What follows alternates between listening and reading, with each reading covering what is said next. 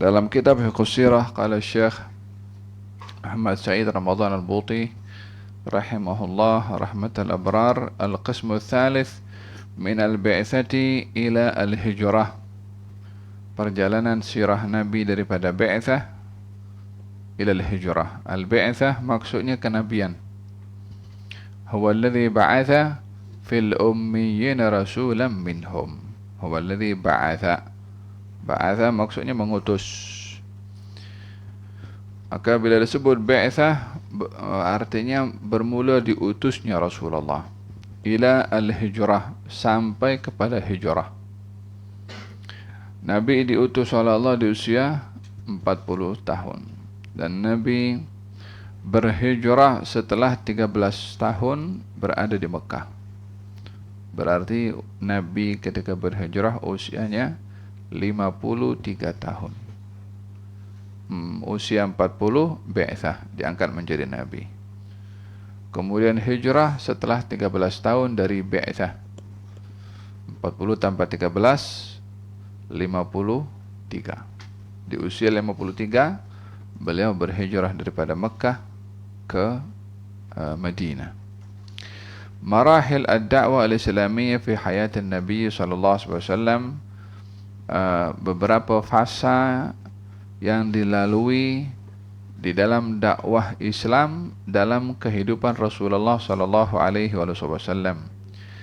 Ingin memberitahukan bahwasanya Nabi berdakwah ini secara keseluruhan selama 23 tahun. 13 tahun di Mekah, 10 tahun di Madinah. Tadi masa Nabi berhijrah di usia 53 tahun. Setelah 13 tahun di Mekah.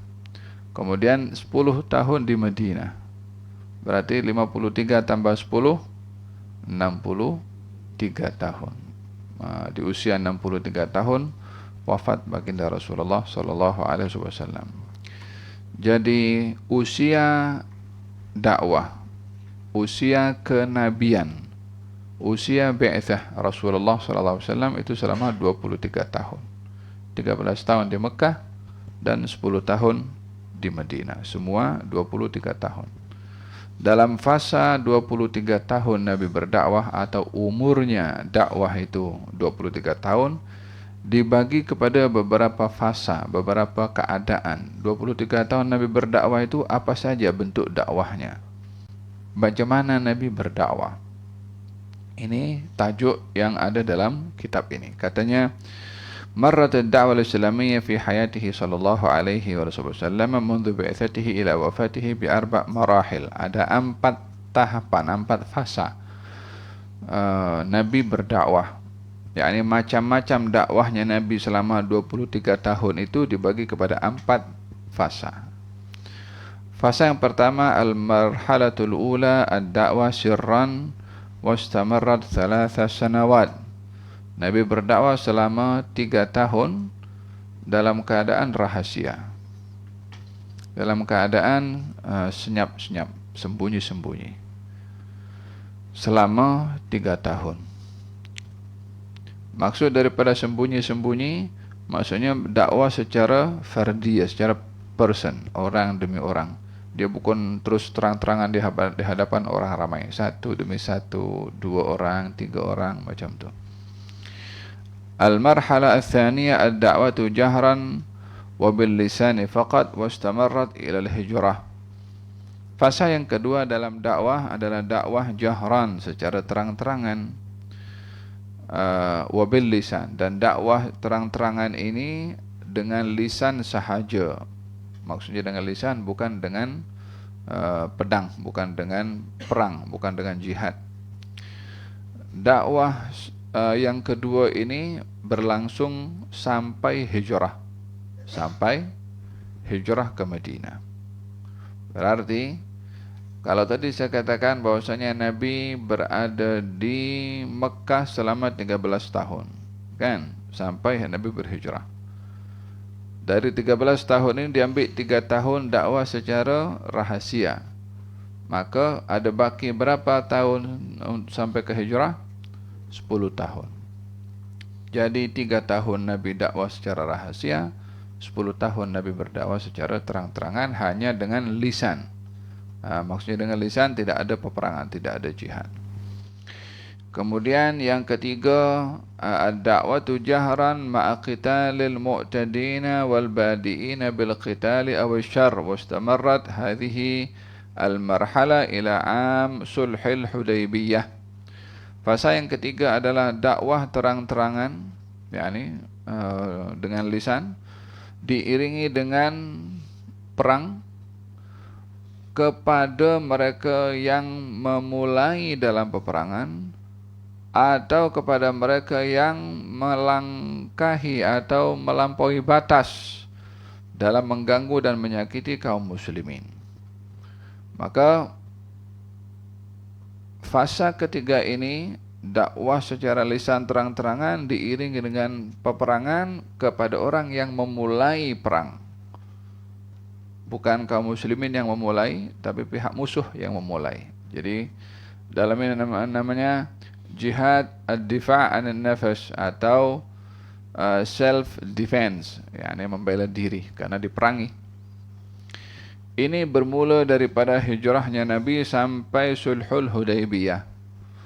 Apa itu sulhul Hudaybiyah? Perjanjian damai al-Hudaybiyah. Perjanjian damai al-Hudaybiyah ini berlaku pada tahun ke-6 daripada hijrahnya Rasulullah sallallahu alaihi wasallam.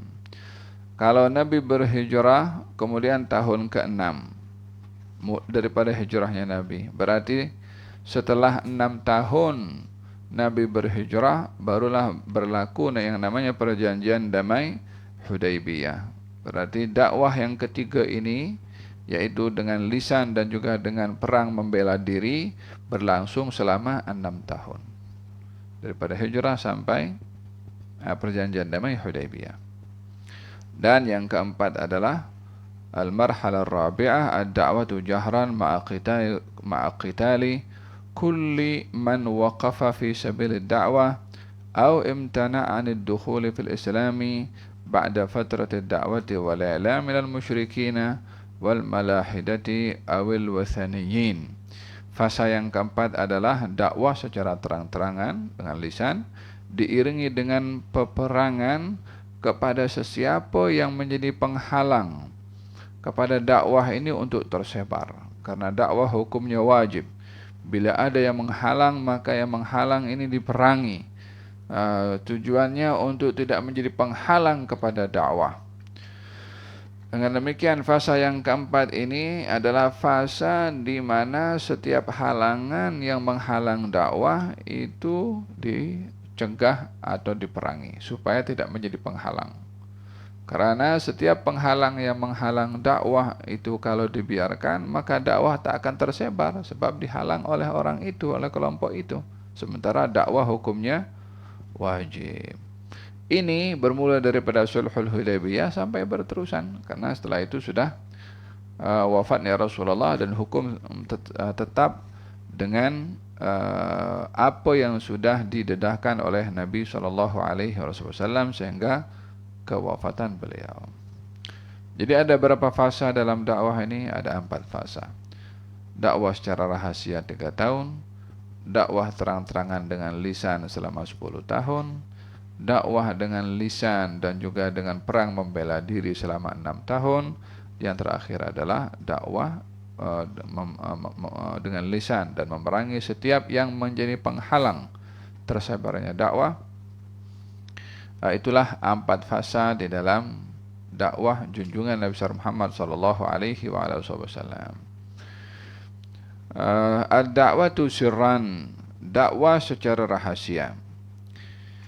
بدأ النبي صلى الله عليه وعلى آله وسلم يستجيب لأمر الله فأخذ يدعو إلى عباده وحده ونبذ الأصنام ولكنه كان يدعو إلى ذلك سرا حذرا من وقع المفاجأة على قريش التي كانت متعصبة لشركها ووثنيتها فلم يكن عليه الصلاة والسلام يظهر الدعوة في المجالس العمومية لقريش ولم يكن يدعو إلا من كانت تشده إليه قرابة atau ma'rifatun sabiqah.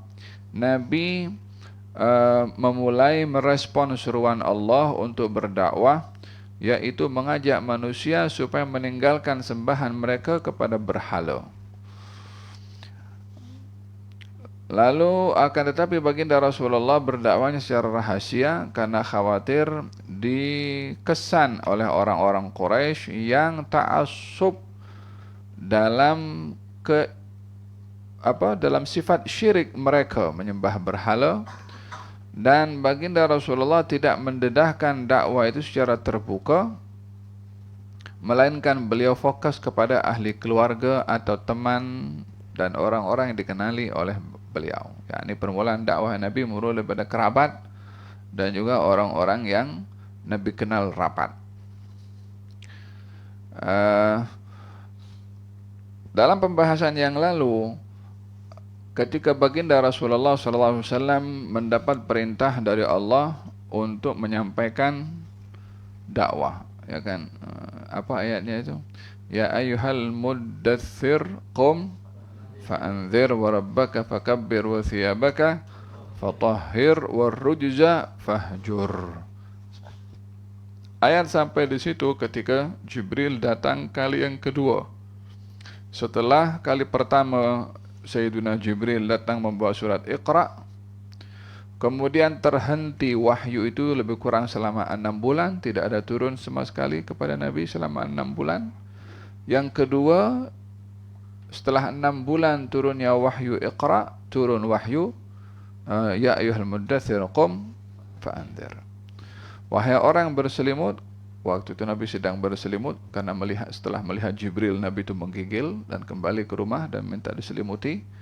Saat diselimuti itu Jibril membawa wahyu ya ayyuhal muddathir. Keadaan yang ada pada Nabi waktu itu sedang berselimut, wahai orang berselimut, qum fa'anzir, berdirilah dan sampaikan peringatan. Maksudnya qum bangkitlah untuk menyampaikan peringatan. Di sini ada perintah dari Allah untuk menyampaikan.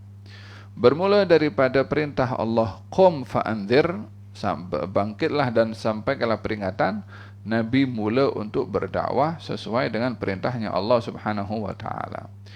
Dalam hal ini arahan datang daripada Allah kepada Nabi untuk memulai di dalam berdakwah, dan Nabi mengambil langkah secara rahasia dalam dakwahnya, bermula dengan kerabat dan juga teman dan sahabat.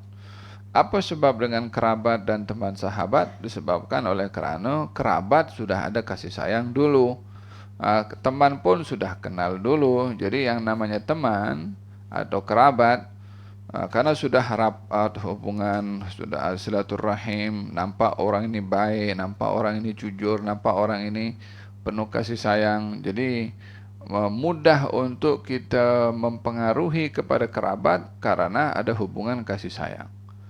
Dengan teman karena ada hubungan persahabatan. Jadi mengajak kepada mereka yang ada hubungan baik seperti ini mudah untuk meyakinkan kepada mereka untuk beriman dan mengikut kepada Rasulullah SAW, berbandingkan kepada yang bukan kerabat atau yang bukan sahabat yang dikenali atau jauh atau kenal biasa.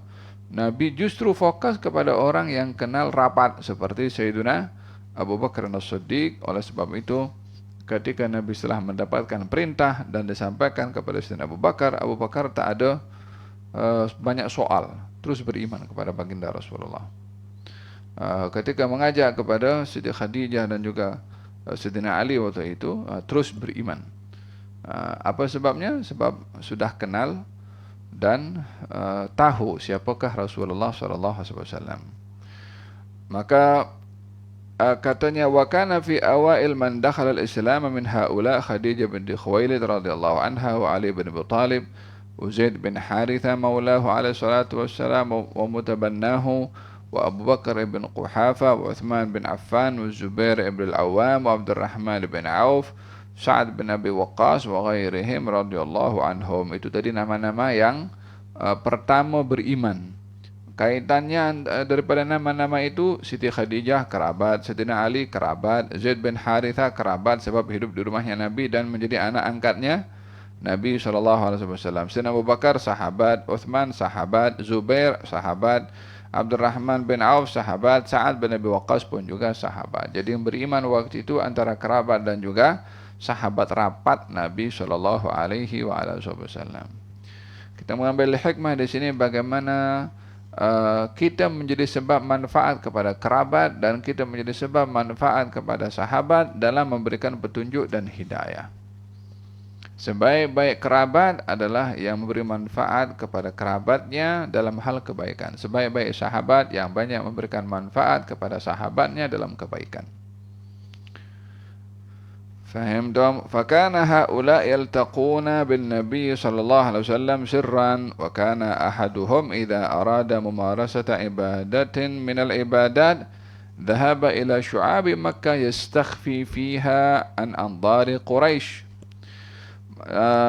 Di antara mereka yang beriman kepada Nabi itu daripada kerabat dan sahabat rapat, bila ingin berjumpa dengan Nabi untuk mendengarkan penyampaian Nabi, maka mereka akan berjumpa secara senyap-senyap, bukan di hadapan orang ramai.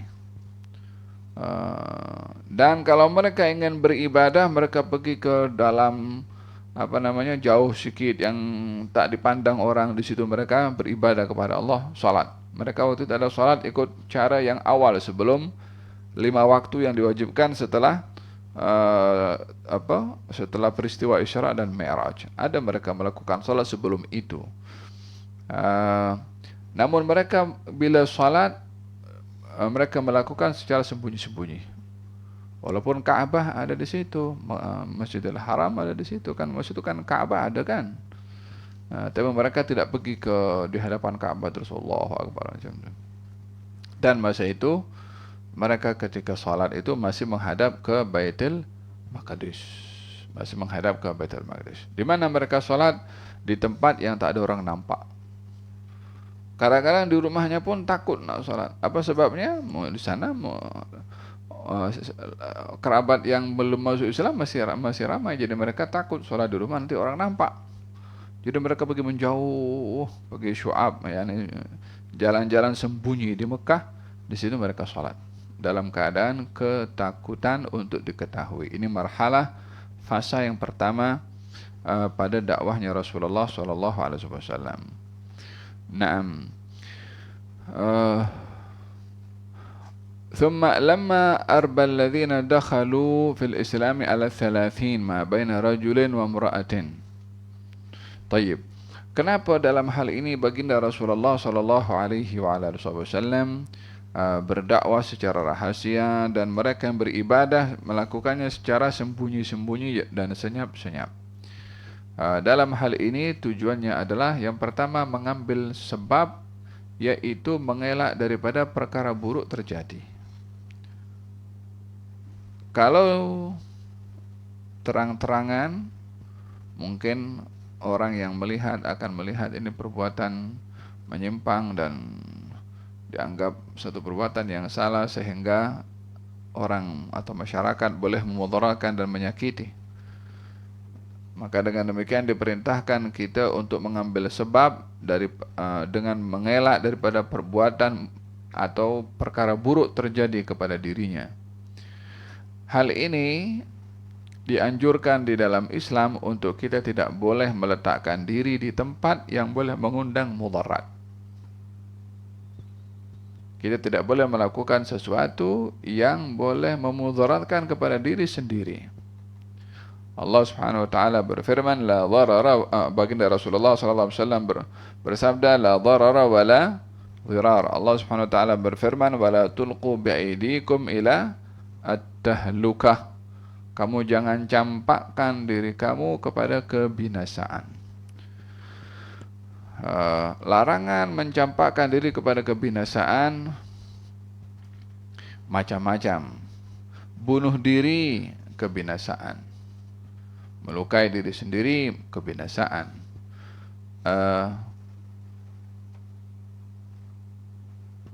Minum obat-obat terlarang, kebinasaan.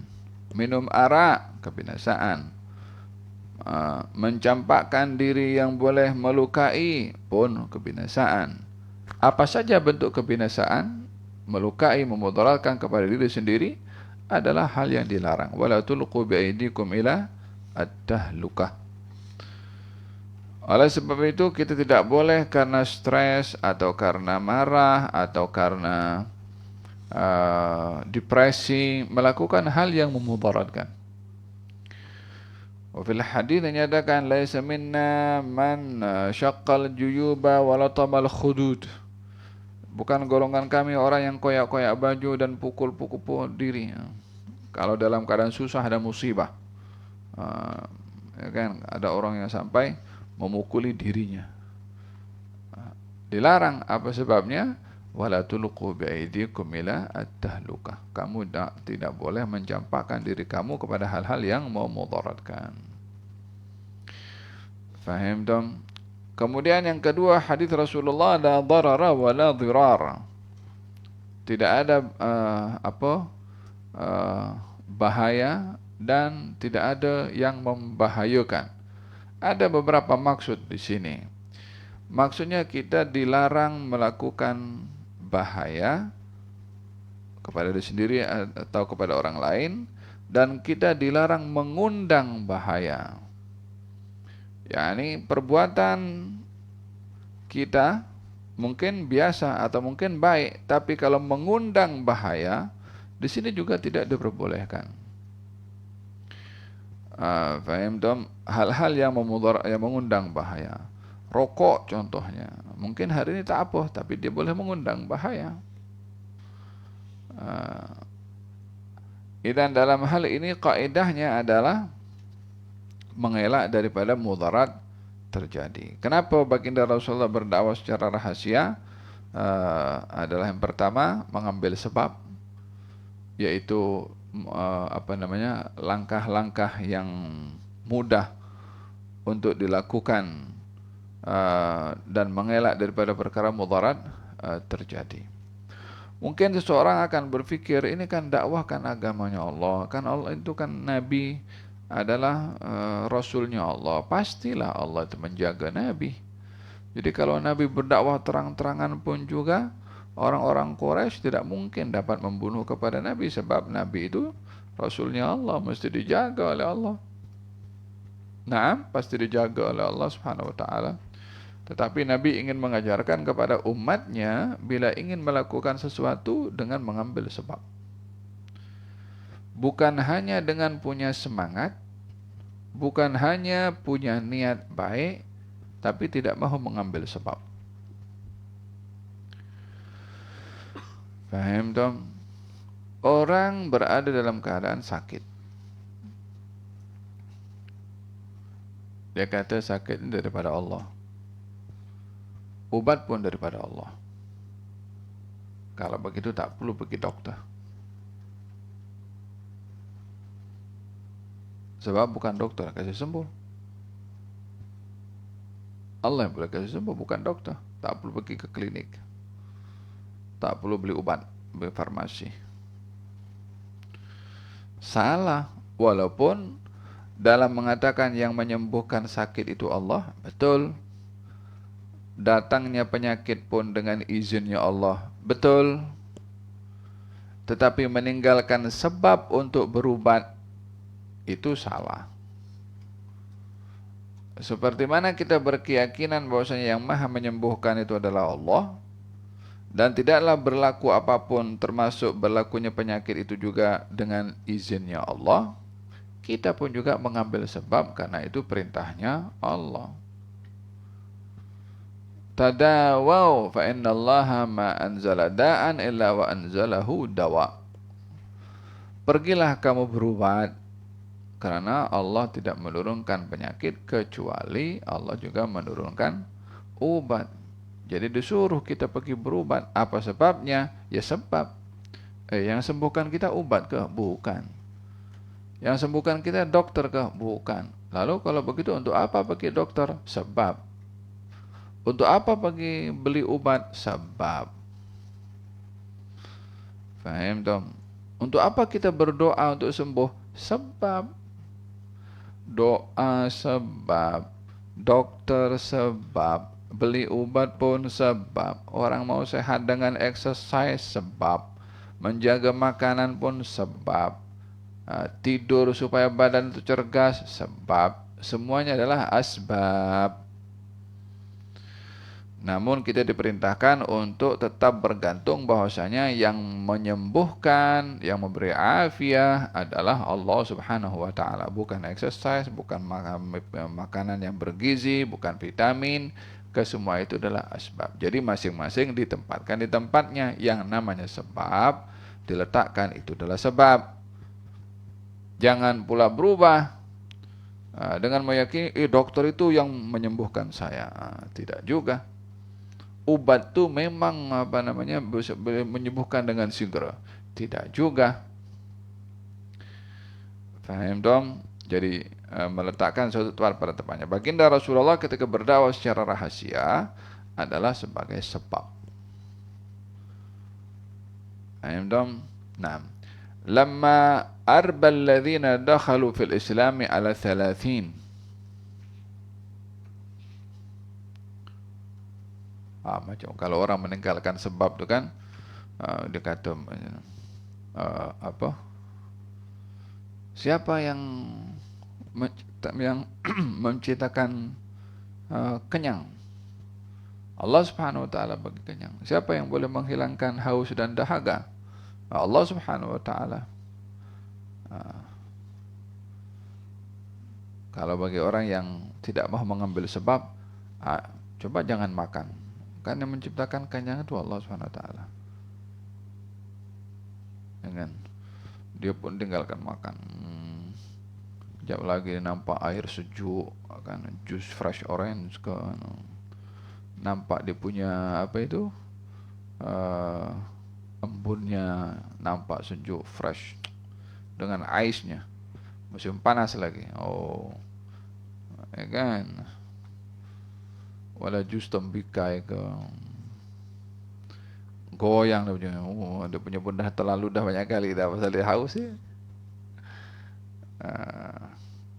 Atau dia nampak makanan sedap, dia pun kenyang, ini Allah yang cipta, coba jangan makan. Nampak sedap makanan kan, daging ke wala ayam ke, bagi kurban kan, banyak daging kurban pun lah sekali dibantai juga dia makan. Kenapa makan? Sebab dalam makan sebab. Yang lain pun kan ambil sebab, bukan makan saja dan minum. Faham tuh? Orang aja dipandai, sebabnya belajar. Jangan pula berdalil, kan yang bagi ilmu kepada kita itu kan Allah Subhanahu wa taala. Wa'allamaka ma lam takun ta'lam, katanya. Maka pakai dalil Quran pula. Wa'allamaka ma lam takun ta'lam. Allah mengajarkan kamu apa yang kamu tak tahu. So kita pun tak payah belajar, kita tunggu Allah bagi kepada kita. Faham tuh? Ini alasannya orang malas. Faham tuh? Macam mana kita mengambil sebab ketika makan, ketika minum, belajar pun sama. Ketika mau syurga pun sama. Mau syurga, apa sebabnya? Amal. Mau pahala, apa sebabnya? Amal.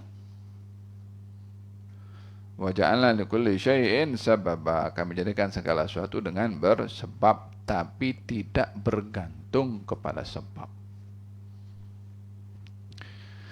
Thumma lamma arba alladhina dakhalul Islam ala 30, ketika jumlah kaum muslimin sudah bertambah sampai 30 orang antara laki-laki dan perempuan. Dakwah berhasil daripada individu kepada individu, cakap seorang, cakap dua orang, cakap tiga orang. Akhirnya terkumpul sebanyak 30 orang. Ikhtara lahum Rasulullah sallallahu alaihi wasallam dar ahadahum wa huwa Al-Arqam ibn Abil Arqam. Daripada 30 orang itu, Nabi pilih salah seorang daripada mereka yang rumahnya boleh layak untuk diadakan majelis ilmu atau dakwah itu, supaya ada markas, supaya ada tempat untuk berhimpun. Tadi kan pertemuannya secara asing-asing, beberapa orang. Sekarang 30 orang, macam mana? Mesti ada tempat. Tak mungkin 30 orang duduk kalau tak ada tempat mestilah dinampak oleh orang ramai. Maka dipilihlah tempat rumahnya Al-Arqam bin Abil Arqam, mungkin rumahnya agak terpencil atau lebih selesa untuk orang datang dan sukar untuk dikesan oleh orang-orang musyrik pada waktu itu. Jadi adanya markas. Di situ orang datang secara senyap-senyap.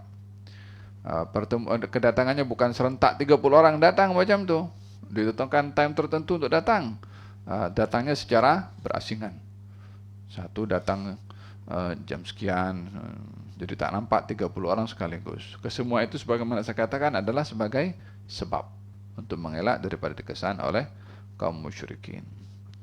Liyatalaqa bihim fiha lihajatil irsyadi wat ta'lim. Tujuannya adalah supaya mereka dapat belajar. Dengan demikian, dakwah ini tidak cukup dengan seorang diajak untuk beriman tanpa dibimbing dengan ilmu. Tidak cukup seorang itu disuruh masuk Islam tanpa dia dibimbing dengan ilmu yang menguatkan Islam yang dia baru masuk ke dalamnya. Baginda Rasulullah SAW mengajak untuk kepada manusia masuk Islam. Pada masa sama beliau membimbing dan mendidik kepada mereka supaya imannya kuat. Jika tidak, maka hari ini masuk Islam, esok boleh keluar Islam. Apa sebabnya? Tak paham. Apa sebabnya? Tak dibimbing, tak diajar.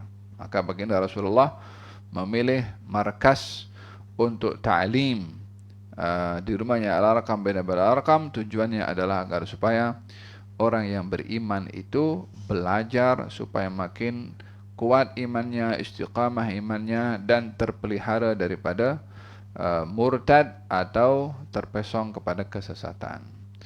Dengan demikian ilmu itu menjadi pelindung kepada manusia daripada sesat. وكانت حصيلة الدعوة في هذه الفترة ما يقارب 40 رجلا وامرأة دخلوا في الإسلام. Maka dengan cara seperti ini mulailah bertambah orang-orang yang memeluk agama Islam sampailah kepada 40 orang. Ammatuhum minal fuqara wal ariqa wa mimman la sya'na lahu baina Quraisy. Dan daripada keseluruhan orang-orang yang memeluk agama Islam 40 orang ini adalah hampir merata daripada mereka adalah golongan orang-orang fakir miskin dan bekas hamba sahaya. Yang fakir, yang kaya tak ramai, kecuali waktu itu hanya Sayyidina Abu Bakar atau Sayyidina Siti Khadijah dan Sayyidina Abu Bakar. Yang lainnya kebanyakan orang-orang fakir miskin. Faham dong? Atau bekas hamba sahaya seperti Bilal ibnu Rabah. Setelah 3 tahun Nabi berdakwah secara senyap, maka Nabi mendapatkan perintah dari Allah Subhanahu wa taala untuk berdakwah secara terang-terangan dalam firman Allah Subhanahu wa taala, "Fasta' bima tu'mar wa 'arid 'anil musyrikin." Nah.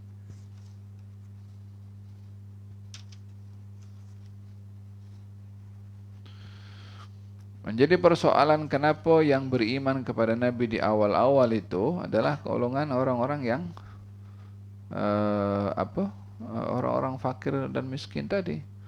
Kenapa bukan orang-orang kaya yang beriman? Kenapa bukan orang-orang yang berjawatan tinggi yang beriman? Bukankah kalau yang beriman itu orang-orang yang ada jawatan tinggi supaya bawahannya mudah untuk ikut?